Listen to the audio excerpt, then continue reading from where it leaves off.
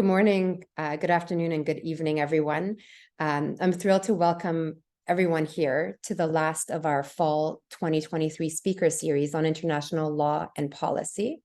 This is the 18th speaker series on investment policy issues for CCSI, which is pretty incredible for us. We're extremely grateful for the continued support of Arnold and Porter in enabling this speaker series.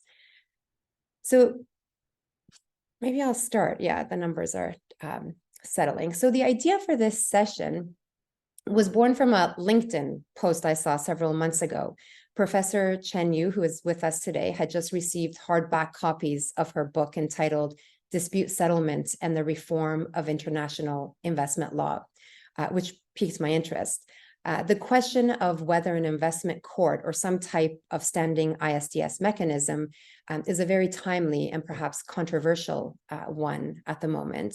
As many on this call know, the absence of a permanent body of law to govern investment rules, as well as a number of other issues, has sparked persistent calls for reform of the ISDS regime. These calls echo the legitimacy crisis faced by the GATT dispute settlement procedure in the 1980s, which ultimately led to the establishment of the WTO appellate body, which is a permanent structure ensuring the stability of rulings and interpretations. Following its first major comprehensive attempt at ISDS reform in July 2017, UNCITRAL, which is the United Nations Commission on International Trade Law, entrusted its Working Group 3 with a mandate to address concerns regarding ISDS, including the lack of legal consistency and predictability in the interpretation and application of investment treaty obligations. So against this backdrop, Professor Yu's book seeks to examine the role of the ISDS mechanism in the legalization and legitimacy of international investment law. She argues that reforming ISDS through the constructivist theory of international relations can contribute to the legalization of international investment law, but such a contribution is subject to both institutional constraints, like the lack of shared understandings underpinning foundational norms, and internal constraints. Professor Yu will take us through this thesis in just a few seconds. So before I turn to Professor Yu, let me introduce our amazing lineup of panelists. So first we have Professor Chen Yu, who is currently an assistant professor at the City University of Hong Kong. Her research areas include international investment and trade law, international dispute settlement, and energy regulation. Prior to joining City U, she was a postdoc research fellow at the National University of Singapore. She obtained her PhD and LLM degrees from McGill University in Canada. She joins us today from Hong Kong. We also have three other distinguished panelists. So first, we'll hear from Catherine Titi. Catherine is a research associate professor at the French National Center for Scientific Research at Assas University in Paris. She has also been the deputy chair of the Academic Forum on ISDS for the past several years. Her research areas include public international law, international investment law, and international arbitration.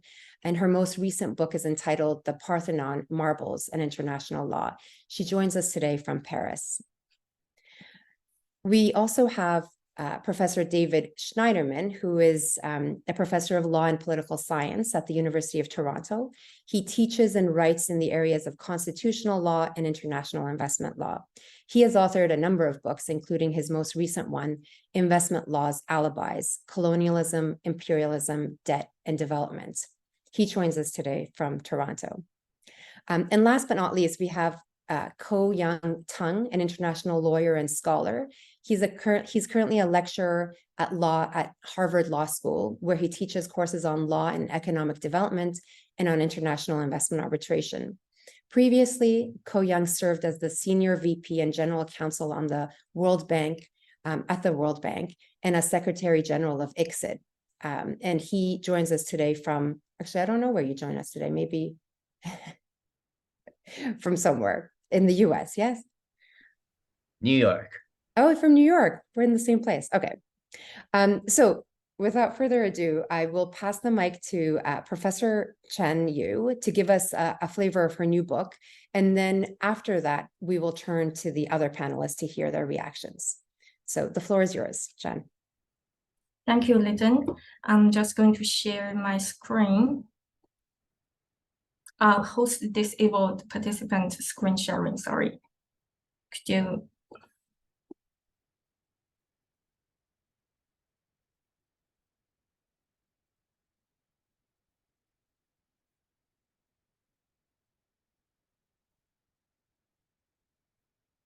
Is it working now? It's working now, great.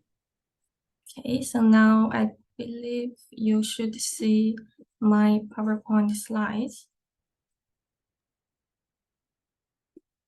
We see it. Yeah, great. So good morning, good afternoon, and good evening to our audience from all around the world. Thanks very much for being here today. I would also like to thank CCSI and Lyndon for organizing this book launch event. It is my great pleasure today to introduce to you my recently published book, which is titled Dispute Settlement and the Reform of International Investment Law, Legalization through Adjudication. The term legalization describes the trend where law plays an increasing role in global order.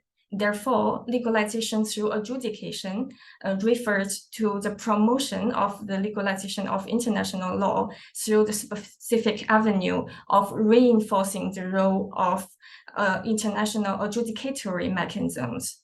So why is international investment law a fascinating area to explore the issue of legalization through adjudication?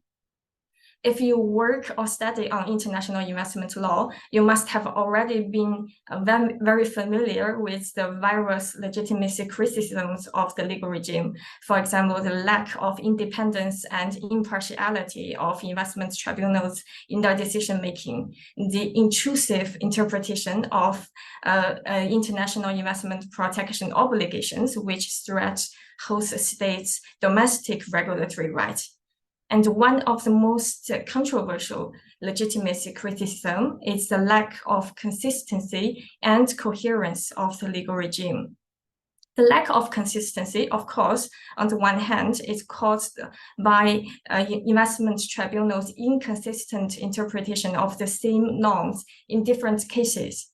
On the other hand, it is also caused by the fragmentation of norms in around 3,000 investment treaties, as well as the vague definition of these norms in these treaties.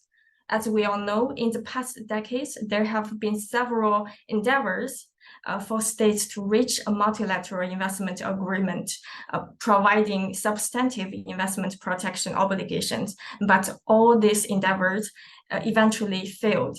Therefore, currently, the focus of reform lies in the reform of the dispute settlement mechanism, that is ISDS.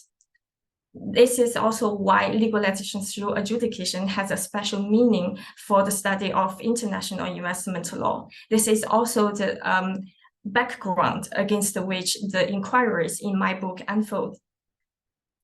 My book has 5 substantive chapters. Chapter 1 introduces the legitimacy criticisms of ISDS, as well as my own theoretical approach, which is constructivism from international relations theories. Chapter 2 zooms into the notion of legalization and examines the status quo of international investment law through the lens of legalization, thus setting the stage for discussion in the following chapters. Chapter 3 explains what I call institutional constraints arising from the lack of shared understandings regarding core investment protection obligations. And chapter 4 discusses another layer of the constraint, that is internal constraint, arising from the inherent features of international adjudication in tackling highly polycentric and complex social issues. And most investment disputes are by nature polycentric and complex. Therefore, I argue that international adjudication is ill-equipped to tackle many of these kinds of problems. Lastly, in Chapter 5, I discuss possible avenues to reform international investment law. Due to time limitations, today I will not explain all the chapters in detail. I will focus on chapters 3 and 5, which reflects the fundamental theoretical approach of my book. So what is constructivism? The definition provided by Masa Finnemore and Catherine Sinkik provides a succinct summarization of the key features of constructivism. They highlight that constructivism discusses human interaction, describes human interaction, and highlights the ideational factors rather than just the material factors that is shaping human interaction. And the most important ideational factors are the ideas that are shared widely or intersubjectively. These shared beliefs construct the interests and identities of purposive actors. Based on the constructivist theory, Jutta Brunet and Stefan Toub further developed the interactional law theory. I won't have time to explain the theory in detail, but one of the important propositions of the theory is that the existence of shared understandings is an important precondition for legitimate international lawmaking. According to the authors, shared understandings are collectively held background knowledge, norms, or practices. They are generated and maintained through social interaction. The authors did not discuss international investment law nor international adjudication in their book. However, I found their theoretical approach illuminating for understanding the dilemma of the reform of international investment law. Inspired by constructivist theory as well as the interactional law theory, I further explored the relationship between shared understandings and the institutionalization of norms. Here, institutionalized norms refers to norms that have gained more institutional support within the legal regime.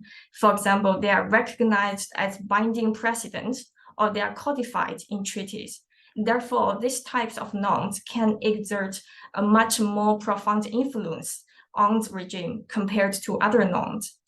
I further argue that institutionalizing norms that are not underpinned by shared understandings risk undermining the legitimacy of the legal regime and trigger what I call the problem of over-institutionalization. I argue that currently international investment law lacks foundational shared understandings regarding core investment protection obligations. This is caused not only by states' different perceptions of investment protection norms, but also by the different position of different states in global capital flow.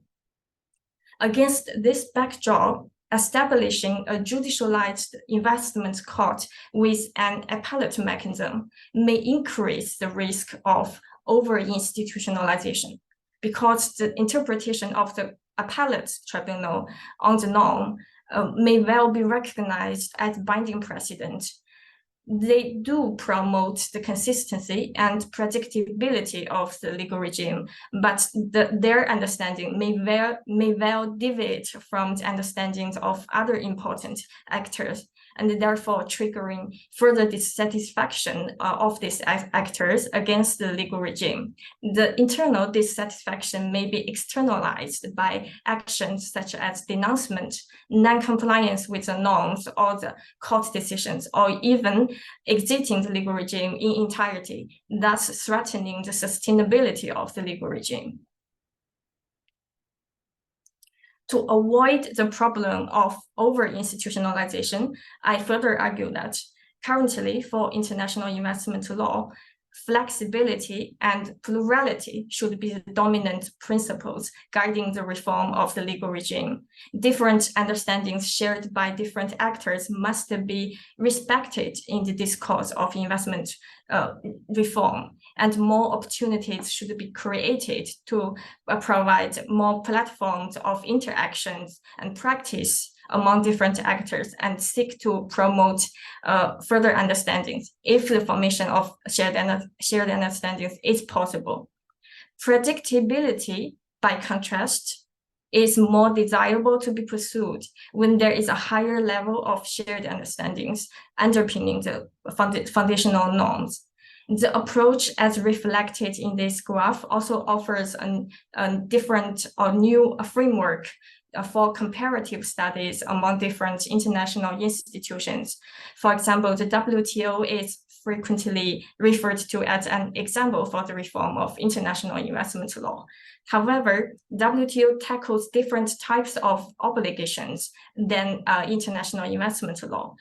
Under the GATT, for example, the obligations are mainly regarding border issues, and for domestic regulatory issues, the requirements are limited to non-discrimination. However, in the context of international investment law, the obligations are mainly about domestic regulatory rights, and they are much more difficult to be institutionalized. Furthermore, WTO is underpinned by a certain level of shared understandings. There is a general recognition of the benefit of a freer trade, the recognition of reciprocity of trade. Such kind of shared understanding is lacking in the context of international investment law. So overall, international investment law cannot simply replicate the path to institutionalization of the WTO. So that is a brief introduction of the key theoretical framework of my book. Before I finish, I would like to share an important information. The publisher, Edward Elgar, has offered a limited time offer to our participants today. So if you are interested in purchasing the book, you can go to Edward Elgar website and apply the discount code. Thanks very much for your attention, and I look forward to your comments and questions. Thank you so much, Chen. That was great. I'm going to turn straight to the discussants, the panelists, to get your reactions, responses, questions, thoughts on this idea. So first, we'll go to Catherine. Thank you very much, Leighton, and thank you very much, Chen, for this very interesting presentation. I will have a few comments and a few questions. I've been asking myself about the shared understandings or the lack of shared understandings in investment law. It was something that was triggered by your article and now by your presentation. Because I assumed that states had to some extent shared understandings. That if we speak about fair and equitable treatment, we roughly have an idea what it is. I mean, maybe we didn't know 40 years ago, but now we do. When states sign a treaty, they know what to expect. And it seems to me, so I was wondering, so here comes a question, if you could give us some examples of different understandings. I mean, I understand, we have different understandings if we are a claimant or if we're a defendant, obviously, and law firms, since there is so much money to be made in these fields, legal counsel is pushing for every possible new interpretation that is going to benefit their client, whether the client is an investor or a state. But somehow I had this impression that states more or less agree. And of course, we have this dual element, promotion and protection of investments. And yeah, of course, more developed states are more interested in the protection element, and maybe states who are more on the developing side are more interested in the investment promotion element. But I just thought that when we look at the specific standards that investment treaties provide for, that there we had a more or less clear idea of what it was. Again, admitting that we have some differences, like we have had the debate of whether fair and equitable treatment is the minimum standard of treatment under customary international law, whether it is something different, or whether we can apply the MFN standard to the ISDS clause. But again, for me, these were issues that came up, especially during proceedings, and I'm not sure that states thought differently about these issues, even if a tribunal at some stage decided one way or another. So with these, I would go to what seems to be a linked question, that of issues of interpretation. And of course, issues of interpretation are linked to the treaty language. So when treaty language is not entirely clear, then this creates a leeway, and then we have sometimes in cases we have to take into account, when we see a tribunal having decided in a certain way, we have to take into account whether this is a bargain found between the three arbitrators, what were the arguments that were put forward by counsel, and what arguments they probably were not put forward, because the tribunal is limited in what it can do by the arguments of the parties. And then with this, I would go to the linked concern, the identity of adjudicators, which was the other main stream of concerns that was identified in Ancestral Working Group 3. And when I say identity, to be honest, I'm thinking specifically about qualifications of arbitrators when it comes to the interpretation of international treaties. Then, and another, and this will be the final comment and question that I have, is I was wondering, when you draw the comparison between investment law and WTO law, but I was wondering what you think about other systems of international law, and in particular, how is what investment tribunals, maybe an investment court in the future, are doing from what, or rather, sorry, let me limit it. If we imagine we have a court, let's limit it to judicial settlement. If we imagine in the future we have a court, how will it be different what it will do from what other international courts are doing? So, is it more difficult to have an international investment court make decisions than it is to have a regional human rights court or the International Court of Justice? And finally, I've also been wondering whether our willingness to accept judicialization at the international level or the supranational level also has something to do with the legal culture we come from. So, personally, I'm not taking a position between arbitration and an international court. I think an international court is an interesting idea. For me, what matters at the end of the day is that we have dispute settlement at the international level. It may even be that I have a personal preference for arbitration, but I still think that the court is an interesting idea. So I'm really not taking a position. I'm not trying to make an argument in favor of a court. So my question about the legal culture is linked to the fact that I sometimes have this impression that here in Europe, it's an impression, maybe I'm wrong, we can accept courts more easily because, I don't know, we have the European Court, the Court of Justice of the European Union. We feel comfortable with delegating the decision power to an international court. But maybe, we have the European Court of Human Rights that, of course, covers countries beyond Europe, but it's still a regional court. And there are some states that feel more concerned about, I don't know if concerned is the right word, more skeptical. They're more skeptical about joining international courts. So is it finally, is it a question of legal culture too? And with that, I stop. Thank you very much. Thanks, Catherine. I'll go straight to David.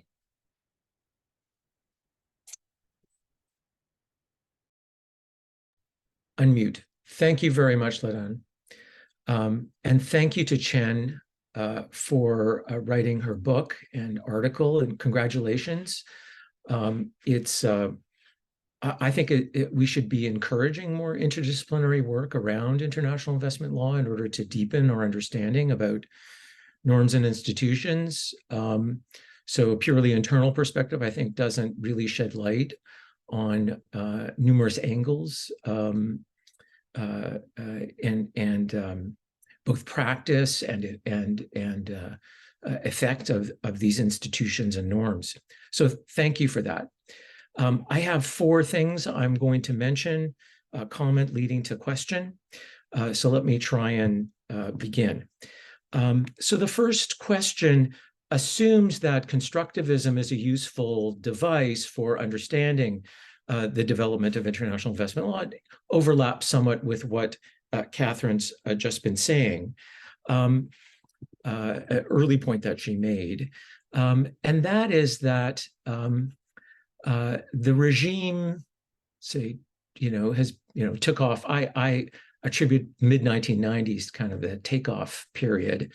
And there's little evidence that states are exiting from that regime. There are isolated examples, and then even among those isolated examples, states rejoining. I'm thinking about Australia or Ecuador.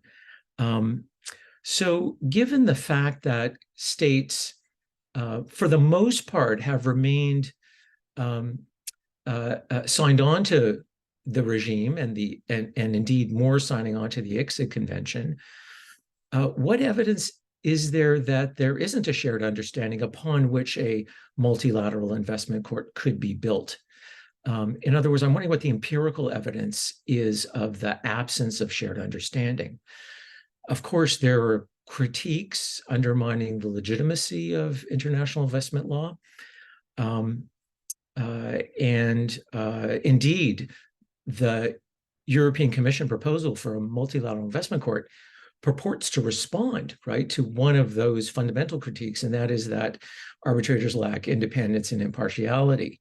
So indeed, it's a response to that critique in order to, well, solidify, concretize the shared understanding around norms that have developed over the last 30 years. So what evidence is there that there isn't a shared understanding at present? So the second observation leading to a question is the main thing that I was prompted to think about by your text. It may not have been your intention, but it seems to me that your description of the regime is lacking in a shared understanding, undermines the existence of the regime itself. If one reads your work, one comes to the conclusion, accepting everything you have to say, that if there's no shared understanding, why would there be a regime to protect foreign investors abroad with ISDS as the dispute resolution mechanism? In fact, we should unravel the whole thing. That would seem to be the logical outcome of your position that you're taking. I noticed that you expect NGOs and citizens to play a role in this, and they're frankly not playing much of a role in it, in the development of the system, certainly not at its origins. Foreign affairs is a highly centralized affair, executive branch affair for the most part in operative democracies. And moreover, there's little flexibility and plurality, which is how you describe how this regime should operate. There's very little of it at present, in which case, why don't you recommend that we, unravel this regime to make it more flexible and more pluralist? Thirdly, you describe the UNCITRAL Working Group 3 process, but also the multilateral agreement on investment negotiations as having ignored developing country concerns. The MAI, by the way, fell apart because France walked away from the table. Most developing countries weren't at those negotiations. And I don't think it was too much of a concern, frankly, for OECD members. But nevertheless, you suggest that the focus should be on process rather than substance. That's where you end up. That is your prescriptive account. And I'm wondering why a focus on process, which is what Working Group 3 seems to be focused upon, is going to accommodate developing and less developed country concerns. How will that not, a focus on process, reinforce the dissatisfaction that you describe in your writing? Now, you do talk about things like the exhaustion of local remedies, which isn't, I think, on the Working Group 3 agenda, or at least it won't make its way to the top. So perhaps more radical procedural reforms are things that you're thinking about. But for the most part, it's about process and not substance at UNCITRAL Working Group 3. And so your prescription that we focus on process doesn't seem to deviate too much from what is happening at present, and which would seem to reinforce, right, the substantive commitments that are being made in international investment law treaties and regional agreements. And for some countries, that is the problem. And they've made that view known at UNCITRAL. But substantive concerns are simply being sidelined. They're secondary issues, I think, for that process. And that leads me to the final question. And that is that it seems to me that one of the weaknesses of the constructivist account, and I should mention that my colleague Yutu Brunet and former colleague Stephen Tube are authors that you're relying upon for this interdisciplinary account you're offering, which is, as I say, very welcome. One of the weaknesses, it seems to me, is that power kind of drops out of the picture. And that was very clear even from one of your early opening slides when I think you're quoting from one of the IR pieces, intersubjective beliefs are more important than material ones. How does power play into this? Everybody seems to be equally powerful in this constructivist account, but isn't it the case the capital exporting states are setting the agenda for reform? Certainly that seems to be the case at UNCITRAL. Ledan's documented this, I think, very persuasively. They're taking up all of the airtime at working group meetings. The EU has managed to put the Multilateral Investment Court at the top of the agenda. And it's also strong-arming in individual negotiations with states. Take Vietnam, take Canada, that accepted the appellate mechanism in CETA without any consultation with citizens, NGOs, or even much in the way of publicity. It was just done during the legal scrubbing of the CETA text. So how is power not very much important determinant of what counts, who gets to speak, and who gets listened to, and that helps to determine the legitimacy, right, of the regime. So legitimacy actually is very much turns on who has a voice, who holds the pen, and the constructivist accounts doesn't seem to think about such things, and indeed seems to sideline it. So I would challenge you then to bring this element of power and really political economy into your thinking about reform of international investment law. Thanks very much. Thank you so much, David, for those questions and comments. I'll turn now to Ko Young for your points.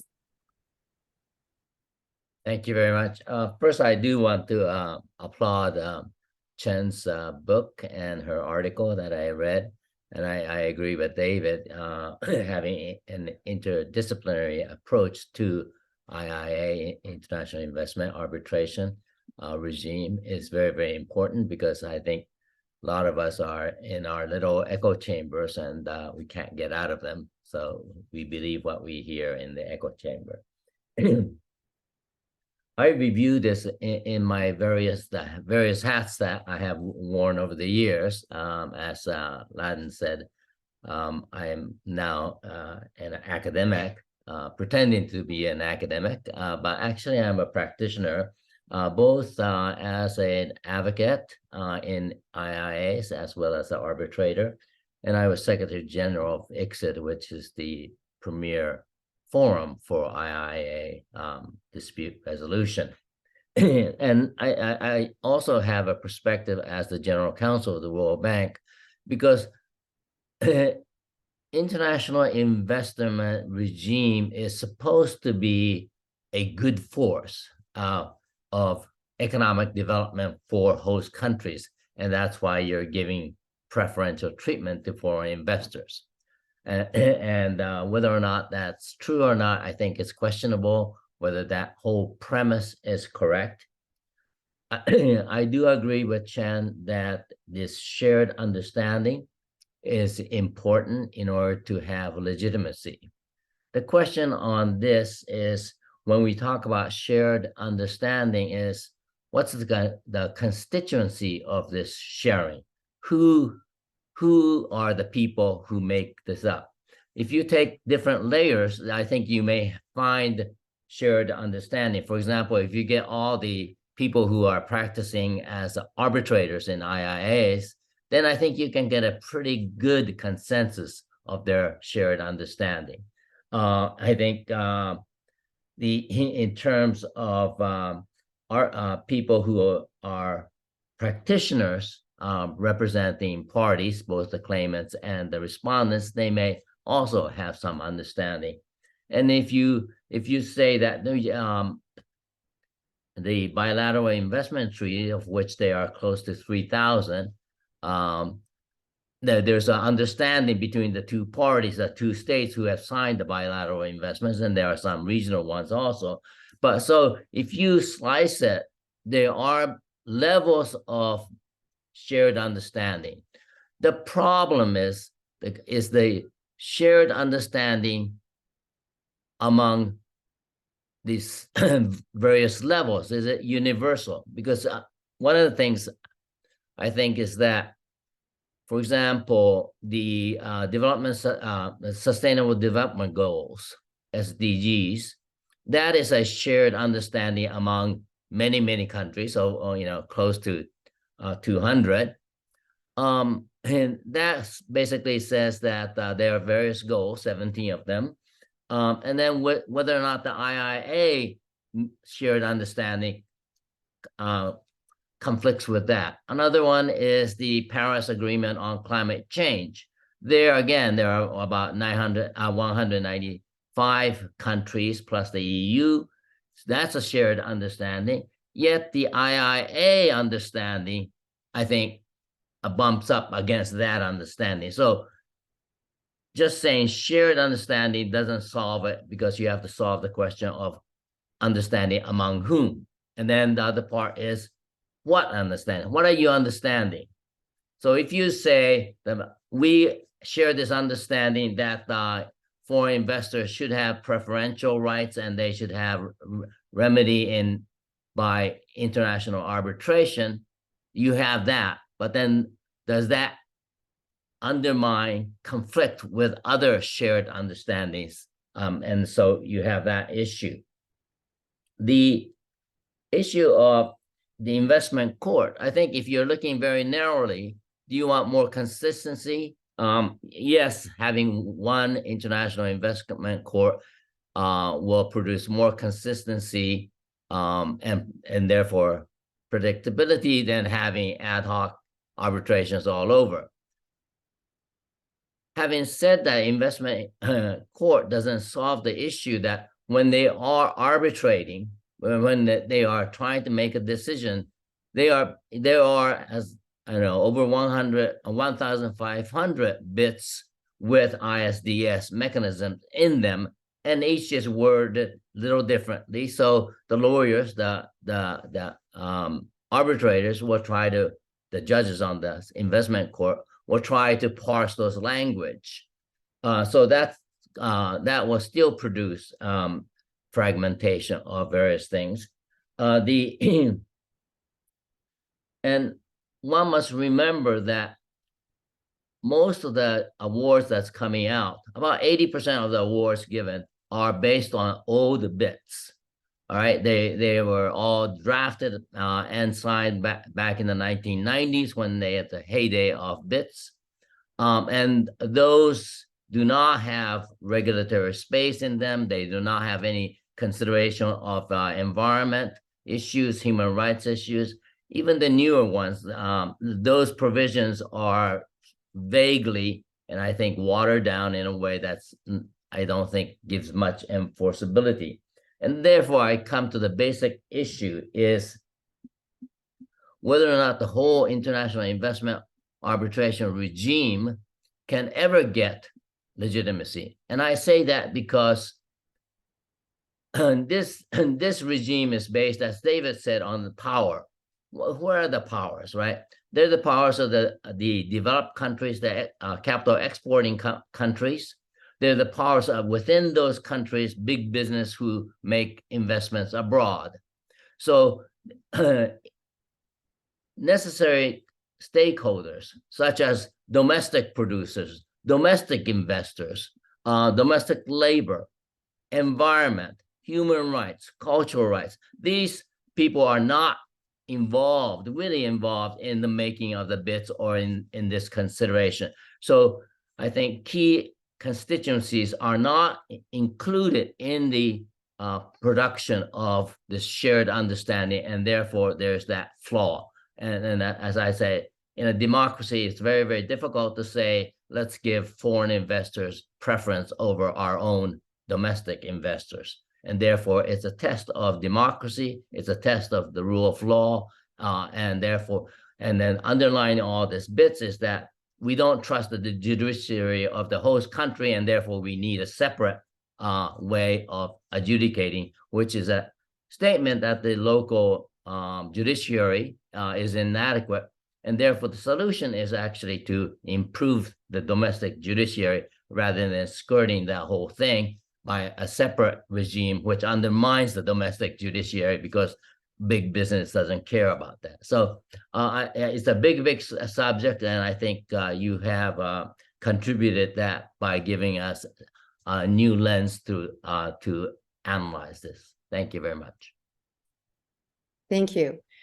So Chen, before I go, I give back the mic to you. Maybe I should just read some of the questions and I'll sort of summarize them. They're all sort of in the same ideas as the panelists, and then you can respond to them all together. And obviously there were about 85 questions posed, so you can pick.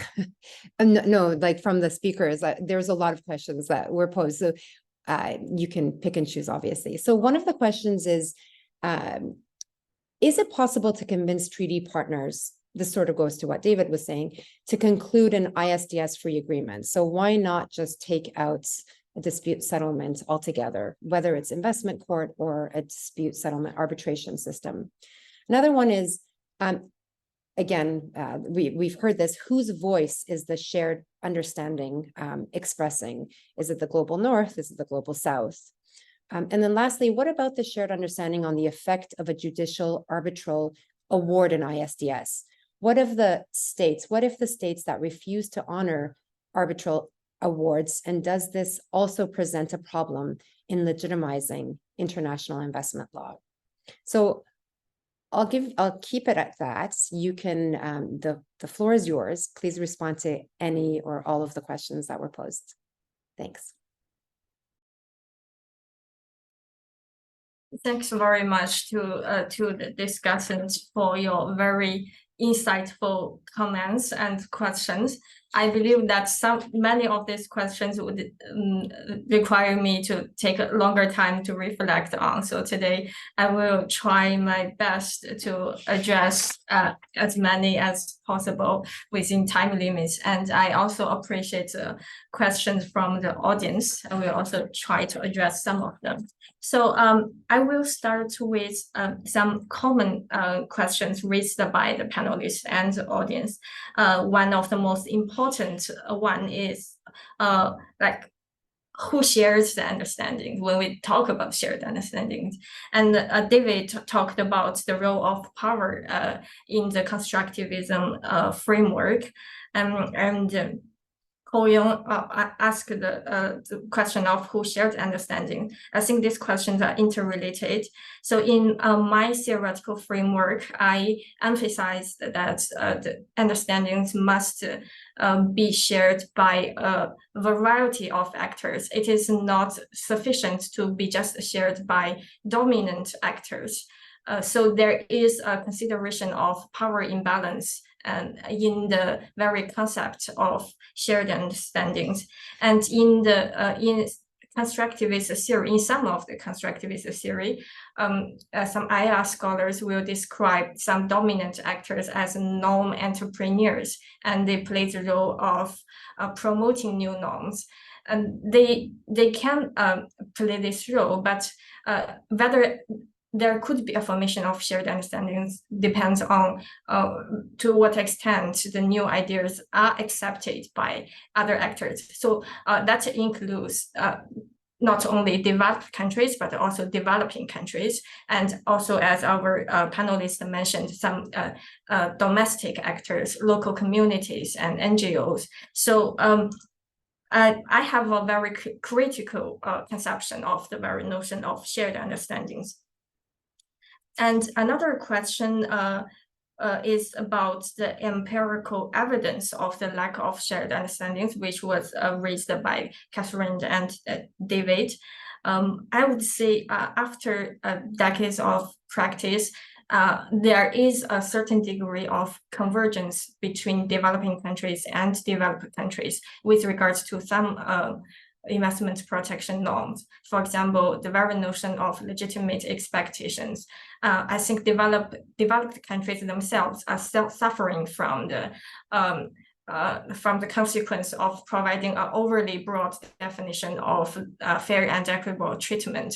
And now they are trying, some of them are trying to narrow down the definition of fair and equitable treatment. For example, providing more concrete definition, listing the key elements of fair and equitable treatment. And in some treaties like the EU-Singapore Investment Protection Agreement, there is also a footnote excluding legitimate expectations from the scope of fair and equitable treatment. So I would say, yes, there is a certain degree of convergence between developing countries and developed countries.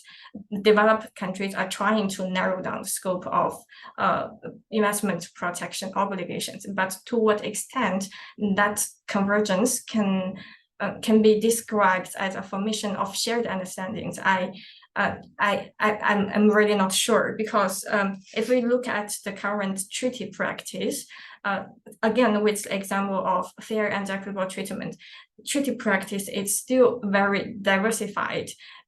Some states are still using the very broad definition of fair and equitable treatment in their investment treaty, and some are providing narrower scope. So it is hard to say to what extent states have reached a shared understanding. And even within the same state, when they are negotiating with different partners, they are providing different definitions of the same investment protection obligations, like fair and equitable treatment. So it really depends on the I think it's not just an issue of understanding of norms, but also, as I said, depends on the position of the state in global capital flow.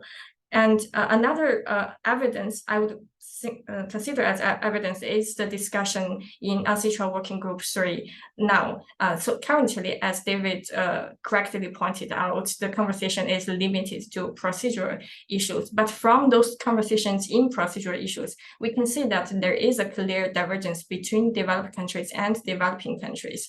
Developing countries are clearly asking for more regulatory space. For example, with the issue of dispute prevention, developing countries are proposing a mandatory dispute prevention mechanism. And but in the proposals of developed countries like the European Union, I think the EU is anticipating a more mandatory ways of dispute prevention.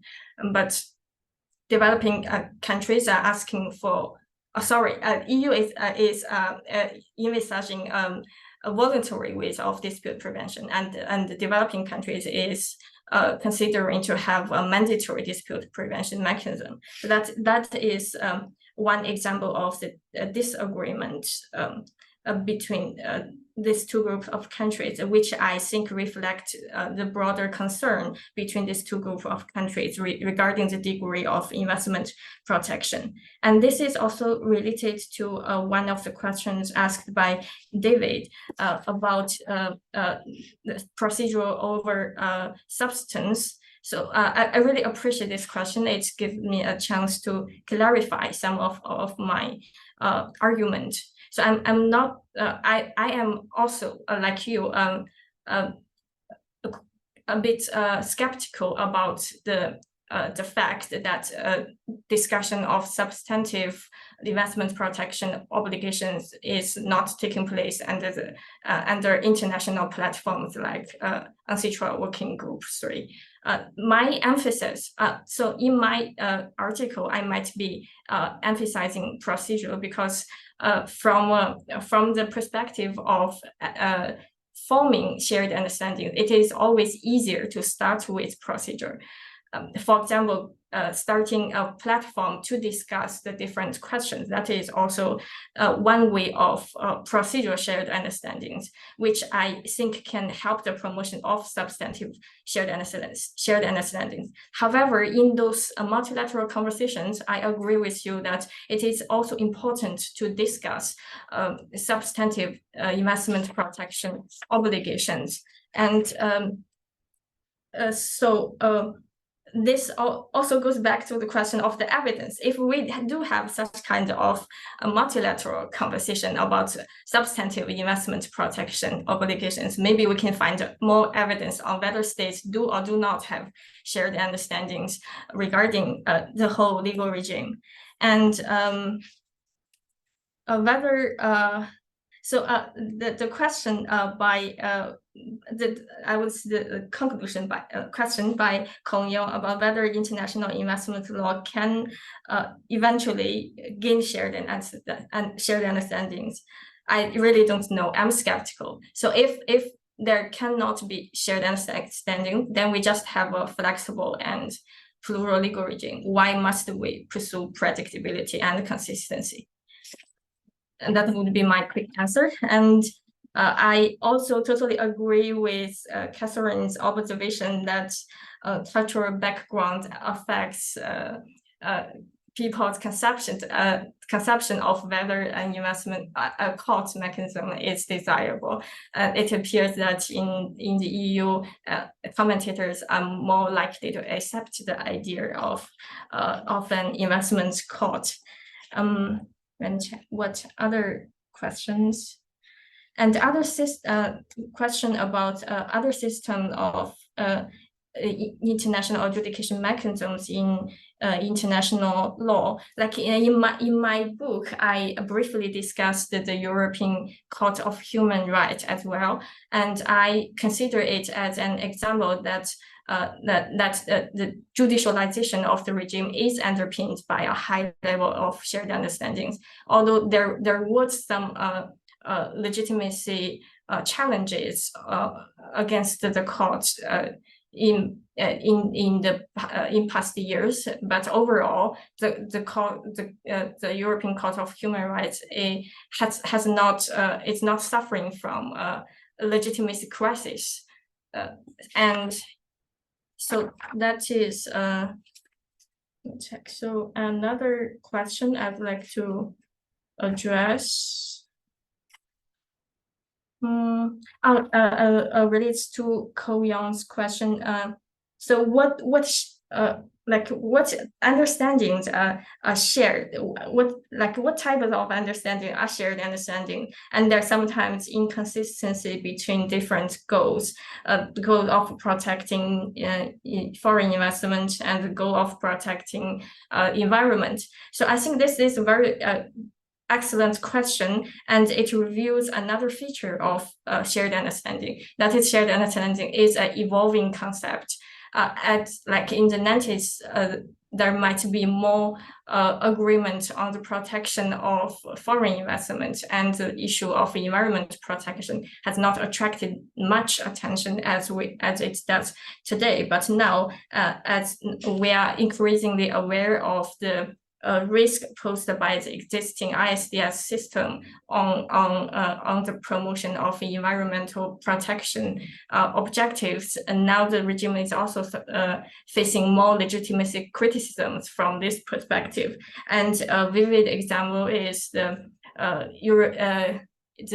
Energy Charter Treaty, which is itself is facing an existence crisis. And so I think I have tried my best to address the questions. Maybe you can take a look at more questions from the audience. Thanks so much, Jen. Yeah, there's a bunch of other good questions. Catherine and David have answered some of them. I have a question. Sorry. And maybe it was just indirectly answered. But so if you are skeptical about a shared understanding emerging anytime soon or maybe ever, then you're saying we should have more flexibility. Does that mean that you're okay with the way the regime is now? Should there be arbitration? Or to go with what David was suggesting, do we just unravel the regime and do something else, like go to domestic local remedies or something? What is your stance on that? You think what we have is okay, just make it better? Thanks for the question. I think that's a very interesting question. I think ISDS exists for a reason. It definitely has problems and it must be improved. But compared to domestic adjudication, obviously international adjudication has the advantage of being more impartial and more neutral as conceived by the investors. So I haven't, yeah. So I would say currently, I would not agree much with the idea of going back to domestic courts. But if there are more alternatives to the existing ISDS that do not have the problem of over-institutionalization, if we can discover that better form of dispute settlement, of course, that would be another option. Thank you so much. I don't know, we only have 2 minutes, and I was going to go make a round of the panelists again, just for your last thoughts. Maybe I'll just do that. And oh, it's 9:59. Okay, let me just do that. 30 seconds, Catherine. I think I'm gonna, I don't have anything to say in 30 seconds. I'm just gonna say thank you very much for inviting me. Congratulations to Jen on her book, and thank you to everyone for being here. And the questions in the chat raised some very interesting questions, and I wish we had the time to go through them, and I'm sure my 30 seconds are up. Thanks so much, Catherine. That was amazing.